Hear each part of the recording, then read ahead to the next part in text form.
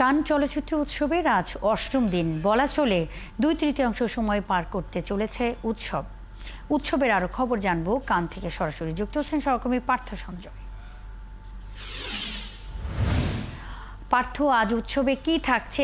অষ্টম দিনে এসে কেমন জমেছে উৎসব? শুভকামনা আপনার জন্য মুন্নি। কানের সাগর পাড়ে উৎসব, সেই উৎসবের আজকে আপনি যেমনটি বলছিলেন অষ্টম দিন, এবং অষ্টম দিনে আজকে সকালে এইমাত্র স্ক্রিনিং হয়েছে, দ্বিতীয় স্ক্রিনিং বলা যায়। আজ থাকছে রিগা বিভাগ, অর্থাৎ কানে যে চলচ্চিত্র উৎসব তার সেকেন্ড টায়ার, সেই বিভাগে ভারতের ছবি সন্তোষ।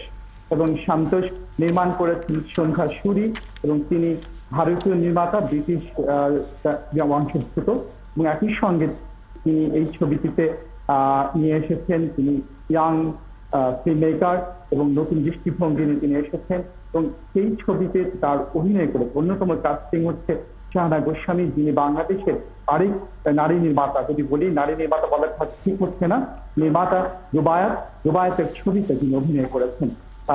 শাহানা গোস্বামী সেই ছবিতে দারুণ সাড়া জাগিয়েছে, যারা ছবিকে দেখেছেন তারা বলছেন ছবিটিকে দারুণ প্রশংসা ভাসিয়েছেন। আর এই মুহূর্তে যদি বলি প্রেস কনফারেন্স চলছে, সেটি হচ্ছে যে আলী আব্বাস ইরানি নির্মাতা, তার নির্মিত ছবি কম্পিটিশন বিভাগে লড়ছে, এবং খুবই আকর্ষণীয় ছবি। সেটি হচ্ছে ডোনাল্ড ট্রাম্পকে অনেকটা বলা যায় তার ব্যবসায়িক হিসেবে, ডোনাল্ড ট্রাম্পের ব্যবসায়িক হিসেবে উত্থানের বায়োপিক। এবং সেই বায়োপিকে তিনি দেখিয়েছেন ডোনাল্ড ট্রাম্প কেমন করে আসলে তিনি রিয়েল এস্টেট যে আইকন হয়ে উঠলেন। এবং তিনি একই সঙ্গে তার যে এটি আলী আব্বাস ইরানি নির্মাতা নির্মাণ করেছেন, এবং বলা হচ্ছে আমেরিকার নির্বাচনকে সামনে রেখে এই ছবি অনেকটা প্রোপাগান্ডা মিশনে। এবং সেই ছবি প্রেস কনফারেন্স গতকাল হয়ে গেছে, সেই ছবিটি স্ক্রিনিং, আজকে প্রেস কনফারেন্স চলছে। রেড কার্পেটে আসলে বলা যায় যে ঝড় তুলেছেন ডেমি মুর, সাবস্টেন্স ছবিতে তিনি নিয়ে এসেছেন। এবং একই সঙ্গে যদি আপনি জানতে চেয়েছেন উৎসব কেমন কি জমেছে, উৎসব আসল জমেছে, মানে আমি যদি গেল আমার 7 বছর অভিজ্ঞতা, সপ্তমবার এসেছি, ঠিক এই সময় এবার ওইভাবে জৌলুস ছড়ায়, কিন্তু বাঘা বাঘা নির্মাতারা তাদের ছবি নিয়ে এসেছি।